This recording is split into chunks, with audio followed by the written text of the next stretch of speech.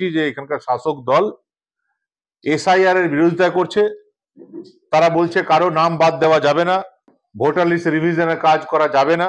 এবং তাদের এই কথা শোনার পর আমাদেরও আগ্রহ হলো যে আমরা একটু জানার চেষ্টা করি যে হঠাৎ শাসক দল কেন এর বিরোধিতা করছে। পাণ্ডবেশ্বরে আমরা বিভিন্ন বুথে সার্ভে করে দেখেছি, এখন পর্যন্ত 239টা বুথ আছে, আরো কিছু বুথ বাড়তে চলেছে, কিন্তু এখন পর্যন্ত 239টা বুথ আছে। 239টা বুথের মধ্যে প্রায় 200 বুথে আমরা যেটা পেয়েছি, কোথাও 100, কোথাও 80, কোথাও 110, কোথাও 120, কোথাও 130 ভুয়ো ভোটার আছে প্রায় 200 বুথে। এবং স্যাম্পল হিসাবে আমরা একটা বুথের একদম সিরিয়াল নাম্বার দিয়ে, নাম দিয়ে তালিকা আজ আপনাদেরকে দিয়ে দিচ্ছি।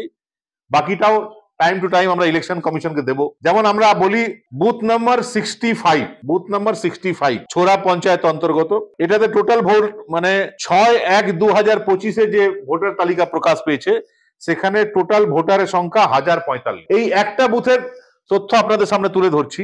এই 1045টা ভোটারের মধ্যে এখন পর্যন্ত আমরা পেয়েছি 191 জন নেই। 1045-এর মধ্যে 101, প্রায় 200 জন নেই। এটা স্কুলের নাম হলো Pritilata 79 FP free primary school.